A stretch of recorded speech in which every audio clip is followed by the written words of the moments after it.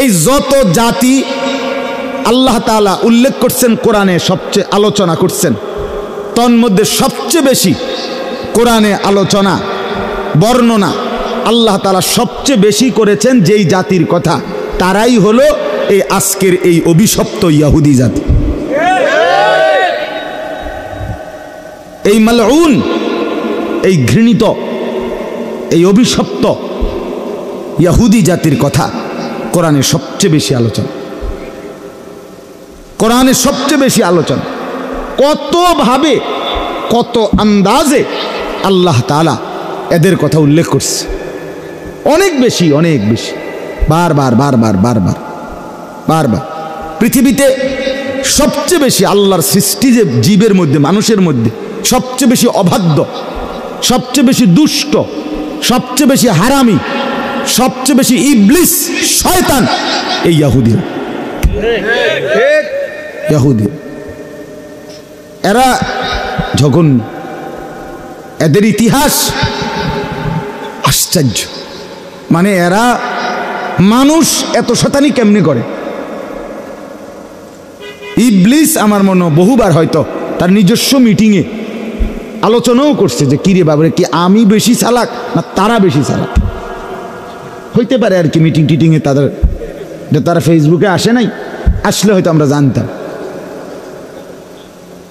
এত হারামি শয়তান, তাগতে বুদ্ধি নেয়। হ্যাঁ হ্যাঁ, শয়তান তাদের থেকে বুদ্ধি নেয়। এত ভয়ঙ্কর, দুর্ধর্ষ, এতটা শত্রুতা ভাবাপন্ন, হিংসুক, বিদ্বেষী, আক্রমণাত্মক জাতি এরা। হযরত ইয়াকুব আলাইহিস সালাম, আপনারা ওনার নাম শুনছেন, শুনছেন না? ওই যে ইউসুফ আলাইহিস সালামের বাবা, এই ইয়াকুব আলাইহিস সালামের দুইটা নাম। একটা নাম হলো ইয়াকুব, যেটা আমরা বলি কোরআনের ভাষায়, আমরা ওনাকে ইয়াকুব নবী বলি। আরেকটা নাম আছে ওনার, সেই নামটা হলো ইসরাইল, ইসরাইল আলাইহিস সালাম, এটা ওনারই নাম। ইসরাইল অর্থ হলো আব্দুল্লাহ, আল্লাহর বান্দা, এটা হিব্রু ভাষার শব্দ। তো এই ইয়াকুব আলাইহিস সালামের সংক্ষেপ কথা হলো 12 জন সন্তান ছিল। কতজন? ওই যে 10 ভাই কূপে ফেলে দিছে, এরা 10 জন ইউসুফকে, আর ইউসুফ আর বিনিয়ামিন ওনারা 2 ভাই, এ কতজন হইল? 12। ইয়াকুব আলাইহিস সালামের এই 12 জন সন্তান পরবর্তীতে তাদের বংশধারা সামনে আগাইছে, তাদের আবার জিফুত হইছে না। এই ইয়াকুব আলাইহিস সালামের 12 সন্তানের বংশধরদেরকেই বলা হয় বনি ইসরাইল। কি বলে বলেন? ইসরাইলের সন্তানগণ, বংশধর, মানে ইয়াকুব আলাইহিস সালামের বংশধর। আর এই 12 সন্তানের মধ্যে মনে করেন একটা নিয়ম, এক মার ঘরে 5 ফুট, তো একজন ফুতের জিফুত বেশি, আরগুলার কম, এরপরও আরো কমতে কমতে এক সময় এরারগুলো আর নাই, কিন্তু ও বেটারটা খুব আগাইছে, এমন হইতে পারে না? 12 সন্তানের মধ্যে ইয়াহুদা এই নামে একজন সন্তান ছিল, ইয়াহুদা তার নাম, বড় ভাই। এই যার পরামর্শে ইউসুফ আলাইহিস সালাম রে কূপে ফেলাইছে। উনি বলছিল যে ইউসুফকে তোমরা হত্যা করো না, কূপে ফেলাই দাও, তো কূপে ফেলাইছে। এই পরবর্তীতে বংশধর যখন বাড়তেছে, তখন এই ইয়াহুদা যে ভাইটা, তার বংশধর এই বনি ইসরাইলের মধ্যে সবচেয়ে বেশি বাড়ছে।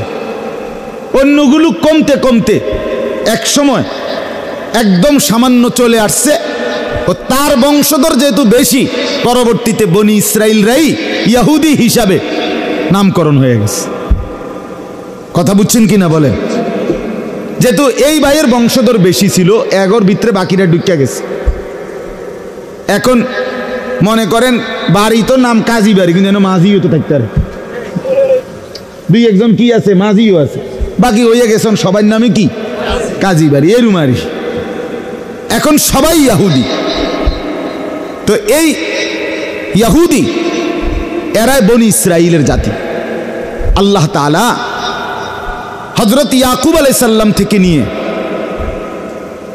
এক টানা ঈসা নবী পর্যন্ত, আমাদের নবীর আগের জন পর্যন্ত প্রায় 1 লক্ষের চাইতে বেশি নবী রাসূল আল্লাহ তাআলা এই জাতিকে হেদায়েতের জন্য, এই জাতিকে সোজা রাস্তায় আনার জন্য, আল্লাহর দিকে ফিরাইবার জন্য যুগে যুগে পাঠাইছে। কত কত হাজার নবী, 1 লক্ষের চাইতে বেশি নবী। কিন্তু এই দুষ্টরা সর্বযুগে অল্প কিছু লোক, সামান্য হাজারে লাখে 2-4-5 জন ছাড়া বাকি সব সর্বযুগে তারা নবীদের সাথে এবং ইমানদারদের সাথে তারা দুষ্টমি, হারামি এবং নাফরমানি করে গেছে। অনুগত হয়েছে একদম অল্প কয়েকজন, বাকি সব সময় নাফরমান ছিল, নাফরমান ছিল। আপনার আজকে তো আপনারা ভয় পাচ্ছেন, দেখছেন ইসরায়েলের এই ইহুদিরা মুসলমান মারছে। আরে এই অসভ্য জাতি এতটা নির্মম, এতটা পাষণ্ড, এরা ইতিপূর্বে বনি ইসরায়েলের শত শত আল্লাহর নবীকে, আস্তার নবীরে জ্বালায় জবাই করে, একদম জবাই করে টুকরা করে ফেলছে। নবীকে বুঝেন নাই কথা? এরা সেই জাতি যারা খোদার নবীরে জবাই করে ফেলছে, একজন না, শত শত নবীকে। এতটা পাষণ্ড। তাইলে সবচেয়ে পৃথিবীর জাতি গোষ্ঠীর মধ্যে সবচেয়ে অবাধ্য, সবচেয়ে ঝামেলার, আপনি সারা রাত বলল শেষ হবে না তাদের বর্ণনা। এত ভয়ঙ্কর, এত ভয়। একটা গাবি কোরবানি দিতে কইছে মুসা নবী, এইটারে জিঙ্গাইতো গিয়া গাবি এটা কিরকম, ছোট না বড়, এটা বাইত ফাইলুন না জঙ্গলে ফাইলছে, এটা কি পুরা সাদা না বৃত্তগদ্দুর দাগ হলে সারব, মানে এইভাবে কইতে কইতে বলতে বলতে এটার ভিতরে রগ রেশা BS CS RS খতিয়ান টোয়াইয়া এসে আর এটা ফাহে না খুঁজছে। মানে সোজা কথা, মুসা নবীর মতো শ্রেষ্ঠ নবী, 5 জন নবী সবচেয়ে শ্রেষ্ঠ, 5 জন নবীদের মধ্যে এই 5 জন নবীর মধ্যে শ্রেষ্ঠ নবী একজন মুসা আলাইহিস সালাম, একজন নূহ আলাইহিস সালাম, একজন ইব্রাহিম আলাইহিস সালাম, একজন ঈসা আলাইহিস সালাম, একজন মুহাম্মদুর রাসূলুল্লাহ সাল্লাল্লাহু আলাইহি ওয়াসাল্লাম। এই মুসা নবীর মতো নবী, ঈসা নবীর মতো নবী, এই দুজনই বনি ইসরাইলের নবী। মুসা নবী উলুল আজম নবী, যারে আপনার মালাকুল মউত পর্যন্ত ভয় পাইত, এমন নবীর নবী। এবারে এগরে চেষ্টা করছে ঠিক করতে, এরা ওনারে জ্বালাইয়া কইলা কইলা করে গেছে, একের কইলা বানাই লেছে। আপনারা শুনছেন না ওই যে নবীজি যে মেরাজে যখন 50 ওয়াক্ত নামাজ নিয়ে আসছে, তাহলে 6ষ্ঠ আসমানে মুসা নবী তো ওনারে আবার ফাটাইছে ফিরাইয়া। শুনছেন না এটা কি লেগা? মুসা নবী অল্প দুঃখে ফাটাইছে না। মিয়া আপনি 50 ওয়াক্ত লইয়া বাজ যাইতেছেন, কিও কোন আমি 2 ওয়াক্ত লইয়া আমার কলজা বুক মাটিত লাগিয়া গেছে, আমার কওম নামাজ পড়াইতে, আর আপনি 50 ওয়াক্ত লইয়া। আল্লাহ দোহাই মানুষ সরাই আইছি আমি। মুসা নবী এই জন্য 9 বার আল্লাহ নবী সাল্লাল্লাহু আলাইহি সাল্লামকে 9 বার ফেরত পাঠাইছে। কয়বার? ভাই আবার যান, ভাই আবার যান, আরো কমান, আরো কমান। পারতো না, হ্যাঁ আমি চিনি, আমি মানুষ চালাই আইছি, 1 নম্বর ডাকাত চালাইয়া আমি আইছি, এরকম অনেক কথা। তো এই বনি ইসরাইল, এই ইহুদি জাতি সর্বসময় কোরআনে আছে, ওই বলছে এই এলাকায় তোমরা সবাই মাথা নুয়ে এই শহরটার মধ্যে ঢুকো, মাথাটা নুয়াইয়া ঢুকো। হেরা কই না, মাথা নুয়াইয়া ঢুকতাম না। নাকি কেমনে ঢুকবা? কামরাকে দোনো ঠ্যাং দিয়া এমনি বেকা হইয়া ঢুক না, এমনি ঢুকতো না। বুঝেন নাই কথা? মানে প্রত্যেক কথায় গাঁটতারামি করা, এটা তাদের স্বভাব ছিল। বলছে চলো আমার সাথে যুদ্ধ করো, মুসা নবীকে বলছে, কয় আমরা যুদ্ধ করবো, আগে আমরা একটু বই, আমনে আর আমনের খোদা মিল্লা দিয়ে শুরু করেন আগে, যদি গনায় তাহলে আমরা জানি ইযহাব আনতা ওয়া রাব্বুকা ফাকাতিল, এই কোরআনের বর্ণনা। আপনারা দুজন আগে কি করেন? আপনারা আগে যুদ্ধ শুরু করে যদি আগ গাইতেন পারেন দেখি, তাইলে হয়তো যাইলাম, নাইলে আমরা বুধুর বইয়া জিনিসটা চাই কি হয়। এই কোরআন মানে যেই কোনো কিছুতে যেটা বলতো এটাই উল্টা করত। এক লোক ছিল যে প্রত্যেক কথায় খানার দোষ ধরত, খাইয়া একদিন হেরে কইছে আইজগা আমনে বাজার করবেন, করছে এবার বাজার আমনের সামনে মশলাপাতি দিয়া রান্দা হইব, এবার সামনে রাইখা রান্দা হয়েছে। সব করার পরে উনার পছন্দ মতো রান্না বান্না সব হইয়া উনি খাইছে। এখন জিজ্ঞেস আইজগা কোনো অসুবিধা আসেনি? কয় না, এত ভালাও ভালা না, এত ভালাও ভালো না, ওই দৈন্তার না কেন ঠিক রাখছে। বুঝছেন নি? মানে এটা হলো একটা কথার কথা বললাম। এই ছিল জাতি বনি ইসরাইল, এই ইহুদি। যাই হোক ভাই, তাহলে একদিকে বললাম যারা নবীদের হত্যাকারী, যারা নবীদের উপরে ঈমান আনা মুমিনের আজকে না ঈমানদারকে হত্যাকারী, তারা সেই প্রথম থেকে ঈমানদারের খুন ঝরাইছে যারা, এই ডাকাত এই বেঈমান আজকে নতুন না, ইতিপূর্বে আল্লাহ তাআলা বলেন ওয়াবালাউনাহুম বিল হাসানাতি ওয়াস সাইয়্যাত লাআল্লাহুম ইয়ারজিউন। আমি পুরাটা তরজমা বলবো না, যেন ওইখান থেকে একটু কথা বলতেছি। আল্লাহ বলেন আমি তা করে সুখের একটা চাইছি, দুঃখ দিয়া চাইছি, ওমা যেমনে দেই হেরায় তেরাই। কোরআনে আল্লাহ বলছে যে আমি তাদেরকে ধন সম্পদ দিছি বনি ইসরাইল ইহুদিদেরকে, দেওয়ার পরে তারা কি বলে জানেন? কোরআনে আল্লাহ বলছে এবার বলে তারা ইন্নাল্লাহা ফাকিরুন ওয়া নাহনু আগনিয়া, আল্লাহ হইল ফকির, আমরা ধনী। হ্যাঁ কোরআন। এরপরে আল্লাহ বলে তা করে অভাবে ফেলছি, একেবারে অভাব, ভিক্ষার থালা হাতে লয়ে লাইছে। কেউ এখন ভিক্ষা করো কা? ইয়াদুল্লাহি মাগলুলা, আল্লাহর হাত ছোট হয়ে গেছে, হেবাটার দ্বারে নাই দিব করতে। বুঝছেন আপনি কথাটা? কত বড় হারামি! মানে যেমনে আল্লাহ বলেন আমি তাদেরকে, আল্লাহ বলছে মিনহুমুস সালিহুনা ওয়া মিনহুম দুনা যালিক, তাদের মধ্যে অল্প কিছু ছিল নেককার আর বাকিটি উল্টা। এই দুনা জাহলিক মানে এইরকম, আল্লাহ বলে উল্টা তেরা, এই অবাধ্য জাতি। এবার আমরা আরেকটা ছোট্ট প্রসঙ্গ, তাইলে আমার কথাটা শেষ। এক সাইড তো বললাম এই দিক দিয়া, এবার আসেন একদম কমাইয়া নবীজির জামানার কাছে আমরা একটু আসি।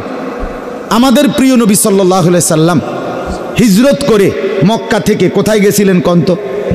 এই মদিনায়।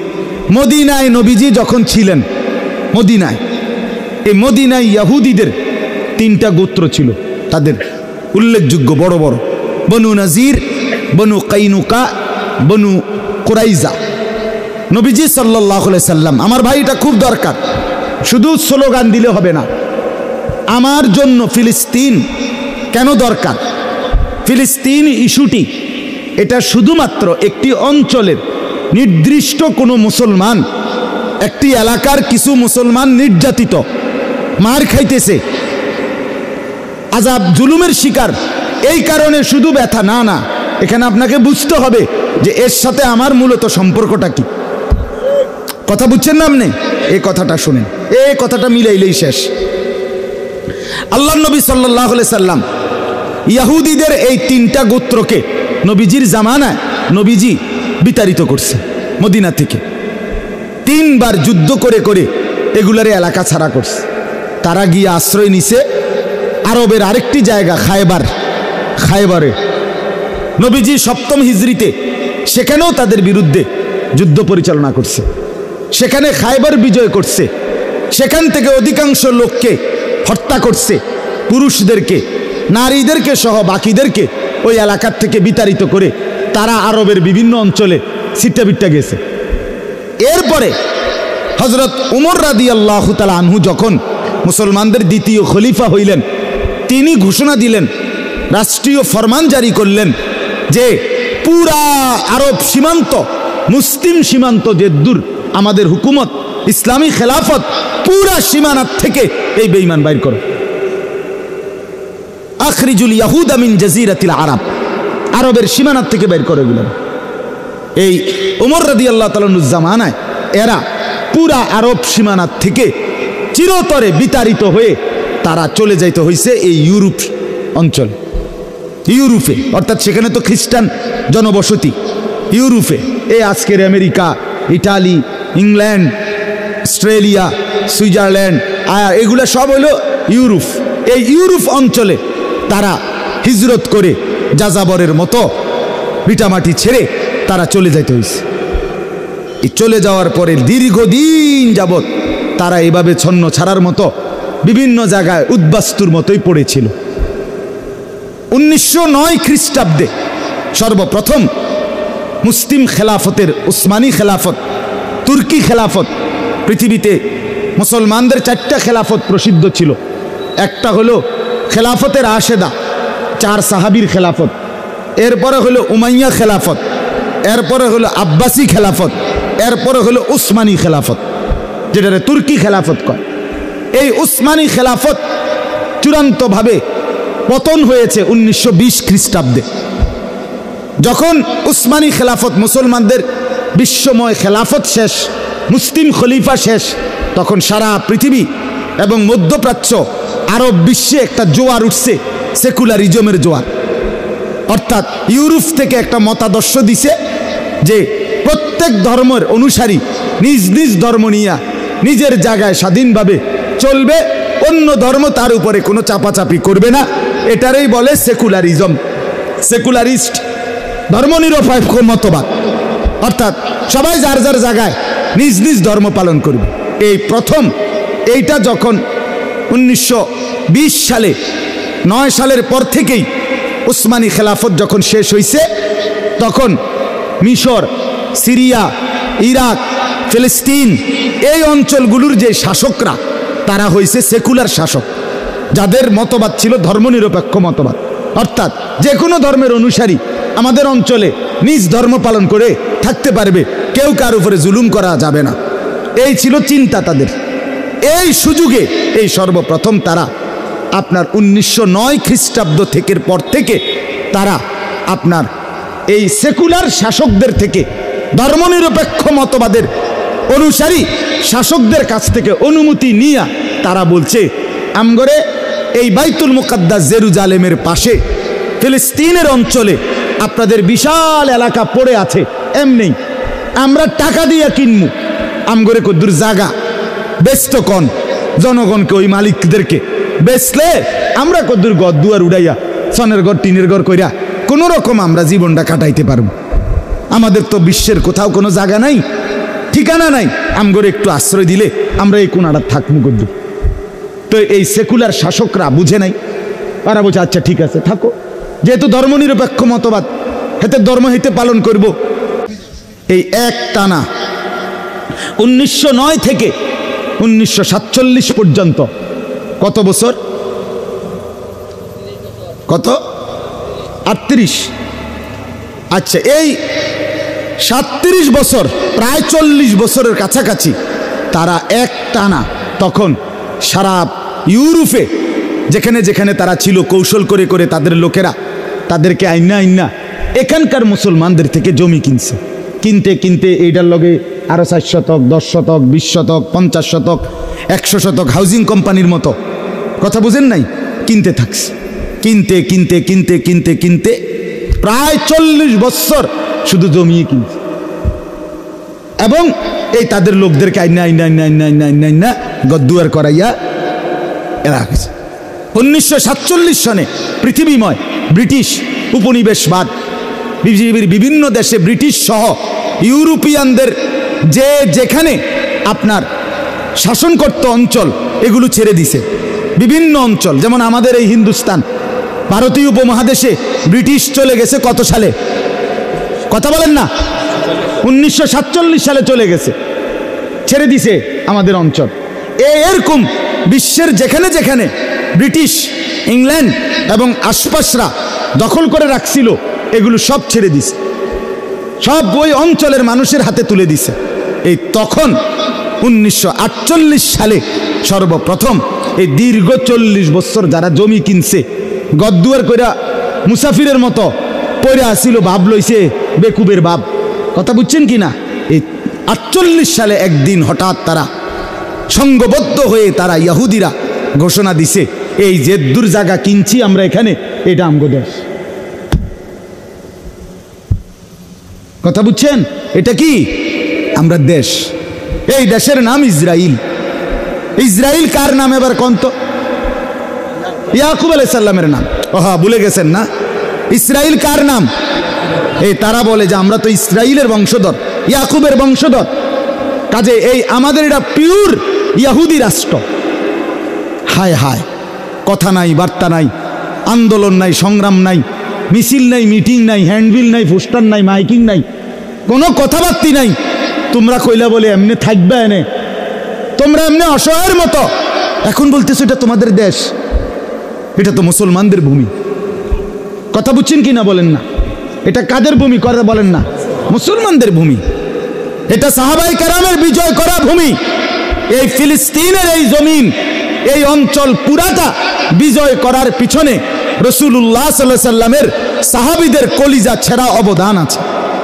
আল্লাহর নবীর সাহাবী হযরত আবু উবায়দা, বেহেশতের সুসংবাদ প্রাপ্ত 10 জন সাহাবীর মধ্যে একজন আবু উবায়দা ইবনুল জাররাহ, উনার ইন্তেকাল হয়েছে এই ফিলিস্তিনে। উনি ইন্তেকাল করছেন মহামারীতে, প্লেগ মহামারীতে শহীদ হয়েছেন এই ফিলিস্তিনে। হযরত আমর ইবনুল আস, হযরত শুরাহবিল ইবনে হাসানা, হযরত ইয়াজিদ ইবনে আবু সুফিয়ান, ওই মুআবিয়া রাদিয়াল্লাহু তাআলা আনহুর ছেলে ইয়াজিদ না, মানে আরেকজন সাহাবী আছে ইয়াজিদ ইবনে আবু সুফিয়ান, উনি মুআবিয়া ইবনে আবি সুফিয়ান রাদিয়াল্লাহু তাআলা আনহুম, ওনারা সব ফিলিস্তিন যোদ্ধা। ফিলিস্তিনের আজাদির জন্য ওনারা টানা যুদ্ধ করতে করতে হযরত আবু উবায়দার নেতৃত্বে ফিলিস্তিন যখন বিজয় হয়েছে, তখন মদিনা থেকে সরাসরি উটের পিঠে চড়ে আমাদের আমিরুল মুমিনিন খলিফাতুল মুসলিমিন হযরত ওমর এই ফিলিস্তিন গিয়ে মসজিদে আকসা বাইতুল মুকাদ্দাস এলাকায় গিয়ে নিজে ফিলিস্তিন ভূমির চূড়ান্ত কাগজ, বিজয়ের কাগজে সই দিয়েছে। তাহলে এটা তোদের আইলো কই থেকে এখানে? এ তো মুসলমানদের বিজয় করা জমিন, এ তো মুসলমানের ভূমি, সাহাবায়ে কেরামের রক্ত ছাড়া ভূমি। তুমি কইতেছো এটা তোমার দেশ আইলো কই থেকে? এ সেই থেকে আমার ভাই 1948 সাল থেকে আজকের এই 2023 পর্যন্ত আজকে 75 বছর। কত বছর আপনি গুনে দেখেন? 75 বছর ধরে ফিলিস্তিনের মুসলমান তাদের প্রাণের দাবি যে না, আমরা এই অঞ্চল ছাড়ব না। এ তো সাহাবীদের জমিন, এ তো মুসলমানের জমিন, এ তো ইসলামী ভূমি, এটা তো তোমাদের দেশ, তোমরা অধিকার রাখো না। সেই থেকে যুদ্ধ করছে, নিজেদের খুন দিতেছে, নিজেদের রক্ত ঝরাচ্ছে, কিন্তু বিনিময়ে দাবির থেকে এখনো ছাড়ছে না। যে সোজা কথা যে ইসরায়েলের এই অংশটা তোমরা যারা দখল করেছ, এটা তোমাদের দেশ হইতে পারে না, এটা তোমাদের রাষ্ট্র হইতে পারে না, এটা তোমাদের আলাদা ভূখণ্ড হইতে পারে না। তোমরা মুসলমানের অধীনে প্রজা হিসাবে, জিম্মি হিসাবে তোমরা থাকতে পারো, কিন্তু আলাদা স্বাধীন হিসাবে মাতবরি করতে এখানে পারো না। কথা বুঝছেন কি না বলেন? এই হলো দাবি। আচ্ছা, এখন এই শেষ কথা হইল আমাদের সম্পৃক্ততা কি? এটার সাথে আমাদের সম্পৃক্ততা কি? আমাদের সম্পৃক্ততা হইল এই ইহুদিদের ধর্ম গুরু যারা, এই কথাটা খেয়াল করেন, ইহুদিদের যারা ধর্মগুরু, পাদ্রী, রব্বি বলে তারা, রব্বি, আমরা যেরকম হুজুর কই, তারা হেগো হুজুর করে রব্বি কয়।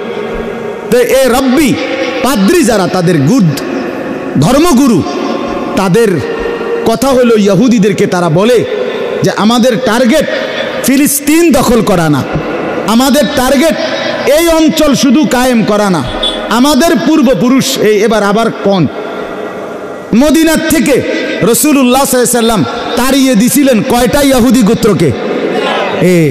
তাদের দাবি, তাদের স্বপ্ন, তাদের ইচ্ছা, তাদের পরিকল্পনা, তাদের আকাঙ্ক্ষা যে আমাদেরকে, আমাদের পূর্বপুরুষ বাপ দাদারে মদিনার থেকে, ইয়াসরিব থেকে বের করে দিছে, আমরা সেখানে ছিলাম, কাজেই এই ফিলিস্তিনের ওই মাথা থেকে আরবের, সৌদি আরবের মদিনার এই ভূমি পর্যন্ত পুরা আরবের ভূমি, পুরা মুসলমানের জমিন দখল করা, এটাকে গ্রাস করা, এটা হলো তাদের স্বপ্ন,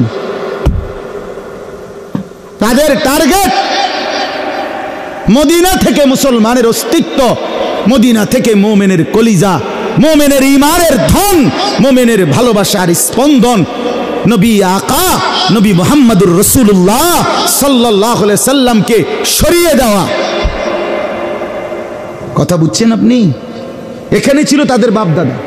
আপনারা জানেন সুলতান নুরউদ্দিন জঙ্গি রাহমাতুল্লাহ আলাইহির জামানায় এই ইহুদিরা একবার নবী সাল্লাল্লাহু আলাইহি সাল্লামের লাশ মুবারক মদিনা থেকে রওজা পাক থেকে চুরি করার জন্য চেষ্টা করছিল কিনা বলেন? শুনেন নাই এই ঘটনা? কেন চুরি করলো, চেষ্টা করলো কেন? কারণ তাদের বিশ্বাস হলো এটা তাগো জমি। বুঝেন নাই আমার কথাটা? এখন আমরা মদিনাকে বলি কার শহর? নবীর শহর। আমাদের নবীর শহর কিনা এটা? তাদের কথা হলো না, এটা আমগো এলাকা, এটা আমাদের এলাকা। এজন্য প্রিয় ভাই আমার, আমি আর দেরি করছি না, আরো অনেক কথা বলার ছিল। আমার বলার উদ্দেশ্য হলো এই যে ইসরায়েলের এই বিষ ফোঁড়া, ইসরায়েল নামের এই জারজ রাষ্ট্র, এই অবৈধ রাষ্ট্র দাবিদার, তারা মূলত একটি রাষ্ট্র গঠন, একটি এলাকা গঠন তাদের উদ্দেশ্য নয়, বরং তাদের উদ্দেশ্য হলো আমার নবীর পবিত্র রওজায়ে আতহার মসজিদে নববী মদিনা, মুসলমানের এই গুরুত্বপূর্ণ ঈমানের জায়গা, এখান পর্যন্ত দখল করা। তাইলে এইবার বলেন, পৃথিবীর 250 কোটি মুসলমানের এই বিষয়টা নিয়ে ভাবা, চিন্তা করা, প্রতিবাদ করা, আন্দোলন করা, এটার জন্য ফিলিস্তিনের মজলুম মুসলমানের পক্ষে কথা বলা উচিত কিনা বলেন? কারণ এটা তো শুধু ওই অঞ্চলে দখলের সমস্যা না, এরা তো আসবে এতটুকু পারলে। বর্তমানে ফিলিস্তিন ভূমির মানে ফিলিস্তিন এরিয়ার আপনার 78% ইহুদিদের দখলে, মাত্র 22% মুসলমানদের দখলে। তাইলে আপনি বলেন 78% নিয়ে নিছে এই কৌশল করতে করতে করতে এই 75 বছরে, বাকি 22%ও যদি নেয় তো এরপরে সীমান্ত পেরিয়ে এরপরের দেশে হামলা করবে। এইভাবে তাদের টার্গেট একবারে মদিনা পর্যন্ত পৌঁছা, নাউজুবিল্লাহ। তাইলে বলেন এই বিষয়টা আমাদের প্রত্যেকের, এটা আমাদের প্রত্যেকের বন্ধু আমার, রাত গভীরে। এজন্য আজকের যুবক ভাই তোমাদেরকে অনুরোধ করি, তোমরা জানা উচিত, তোমরা বুঝা উচিত, তোমরা এটা ভাবা উচিত, মুসলমান হিসাবে আমাদের প্রত্যেকের অন্তরে যেন এটা থাকে যে ফিলিস্তিন আমার। ফিলিস্তিন কার? আবার বলেন ফিলিস্তিন কার? আবার বলেন ফিলিস্তিন কার? আমার, আমার, আমার, আমার, আমার, আমার, আমার। ফিলিস্তিন আমাদের না, আমার, আমার। আমি আমার ছেলেকে মুখস্থ করাইছি, আমার 7 বছরের ছেলে। আমি 1 ঘন্টা ঘরে আমার বিবি, আমার মেয়ে, আমার বড় ছেলে, আমার 7 বছরের ছোট ছেলেকে বসাইয়া 1 ঘন্টা ফজরের পরে বলছি, বাপ তোমরা শোনো ফিলিস্তিনের গল্প। ফিলিস্তিন বাপ তুমি বলো, ফিলিস্তিন আমার, ফিলিস্তিন আমি বাপেরও, ফিলিস্তিন তুমি ফুতেরও। প্রয়োজনে আমি বলছি আমার ছেলেকে, বাপ প্রয়োজনে আমি জান দেব, নয় তুই জান দিবি, কিন্তু ফিলিস্তিন আমরা হারাইতে চাই না।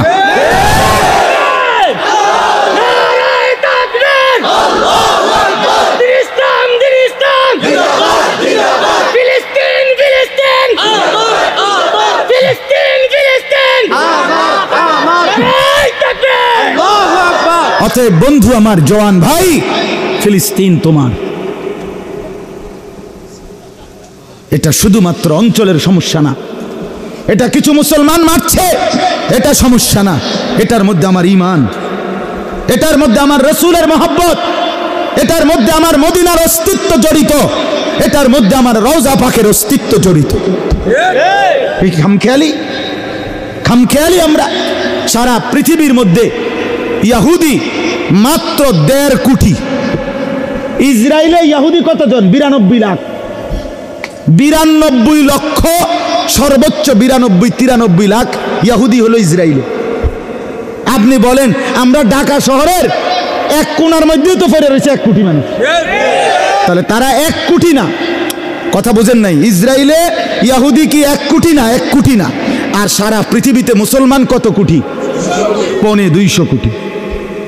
প্রায় 250 কোটি মুসলমান থাকতে 90-92 লাখ বেঈমান আমাদের অস্তিত্ব মিটাইয়ে দিবে, আমাদের মা রক্ত ভাসায় দিবে, আমাদের সন্তান ভাসায় দিবে, আমাদের হসপিটালের মধ্যে বোমা মেরে 500 নারী পুরুষ বাচ্চাকে রক্তে রঞ্জিত করে দিবে মুসলমানের যুবক। বিনিময়ে তুমি মোবাইল টিপবা, বিনিময়ে তুমি ইহুদির মতো চুল কাটবা, বিনিময়ে তুমি বেঈমানের মতো উলঙ্গ ছবি আর নর্তকীর নাচ আর ইহুদির ফান্দে পা দিবা। খোদার দোহাই বন্ধু আমার, রাত গভীরে আমি যদি আরেকবার বলতে নাও পারি, তারপরেও বললাম প্রিয় ভাই আমার, তোমরা যারা চুলগুলো তোমাদের এলোমেলো চুল, বড় চুল, তুমি যদি মুসলমান মায়ের দুধ খাইয়া থাকো, তোমার রক্তে যদি মুসলমানের রক্ত থাকে, আমি বললাম এটা ইহুদিদের চুলের কাটিং, ইহুদিদের চুলের কাটিং, ইহুদিদের চুলের কাটিং। যদি মার রক্ত খেয়ে থাকিস যুবক, তো আগামীকালে চুল কাইটা ফেলবি। যদি রক্তের মধ্যে ঈমান থাকে, যদি মার পবিত্র দুধ খাইয়া থাকো, আমি বললাম দুশ্মনের মতো আর আমরা হব না। বলেন ইনশাআল্লাহ, বলেন ইনশাআল্লাহ, হিম্মত করে বলেন ইনশাআল্লাহ। আল্লাহ তাআলা তৌফিক দান করেন। সর্বশেষ কথা হলো, আমি তর্জমা বলবো না, শুধু একটা আয়াত সূরা আরাফের 7 নম্বর সূরা 9 নম্বর পারায় একটা মজার কথা আছে। আল্লাহ তাআলা বলছেন, ইহুদিদের কথা বলতে বলতে আল্লাহ 167 নম্বর আয়াত সূরা আরাফের মধ্যে আল্লাহ কি বলছে জানেন? এটা শুনলাম না কলজা ঠান্ডা হয়ে যাবে। কইতাম এটা? হ্যাঁ, আল্লাহ বলছে ওয়া ইজ তাআযানা রাব্বুকা। আল্লাহ বলে, বন্ধু আমার একটা ঘোষণা শুনায় দেন মানুষের। নবীকে বলছে আল্লাহ, কি ঘোষণা? লা ইয়াবাসান্না আলাইহিম ইলা ইয়াউমিল কিয়ামাহ।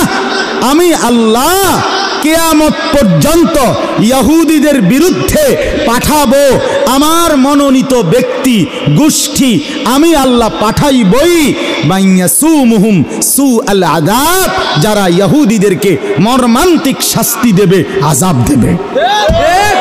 আল্লাহ বলেন আমি পাঠাবো, ইহুদি শেষ করব। আল্লাহর ওয়াদা এটা। ইন্না রাব্বাকা লাসারিউল ইকাব। আল্লাহ বলেন নিশ্চয়ই আপনার রব দ্রুত প্রতিশোধ গ্রহণকারী। এটা আল্লাহর ওয়াদা। ইসরায়েল টিকবে না। ইসরায়েল কি হবে না বলেন? আরে 75 বছর না, যদি আরো 3-75, 4-75 তোরা বেঈমান, ওইখানে দখলদারি হস, দখলদার টিকে না। মূল জমিওয়ালা আদালতে মামলা চলতে চলতে 50 বছর পরে হলো, 70 বছর পরে হলো, মূল জমিওয়ালা জমি ফেরত পায়, দখলদার টিকে না। অতএব তোরা দখলদার, তোরা উচ্ছিষ্ট, তোরা জারজ রাষ্ট্র। এটা মুসলমানের ভূমি, আজ হোক কাল হোক, 75 বছর হোক আর 300 বছর পরে হোক আর 500 বছর পরে হোক, মুসলমানের জমিন মুসলমানকে ফেরত দিতেই হবে, দিতেই হবে, দিতেই হবে। সোজা হিসাব। আপনারা ঘাবড়াবেন না, দোয়া করেন কলিজা দিয়া, চোখের পানি ফেলে দোয়া করেন, নিজেদের জীবন সুন্দর করেন, আখলাক সুন্দর করেন, আর মজলুমের জন্য চোখের পানি ফেলে আল্লাহর কাছে বলেন, আল্লাহ আপনি আছেন, আপনি সাহায্যকারী, আপনি সহায়, আপনি আমাদের ভরসা। হাসবুনাল্লাহ, হাসবি আল্লাহ, আল্লাহই আমাদের জন্য যথেষ্ট। বিজয় ফিলিস্তিনের। বলেন বিজয় কার? পরাজয় কার? হারবে কে? জিতবে কে? জিতবে কে? হারবে কে? সোজা হিসাব। আল্লাহ তৌফিক দেন, আল্লাহ কবুল করেন। আল্লাহ আমার নওজোয়ান সাথীদেরকে হিম্মত দান করেন আগামীর পৃথিবী গড়ার জন্য, ইসলামের জন্য জান বাজি রাখার জন্য। যুবক তুমি তৈরি হও, ইনশাআল্লাহ মাহদী তোমাকে ডাকবে, তুমি মাহদীর পক্ষে লড়বে, দাজ্জালের বিরুদ্ধে লড়বে ইনশাআল্লাহ। আল্লাহ তৌফিক দান করেন, আল্লাহ কবুল করেন।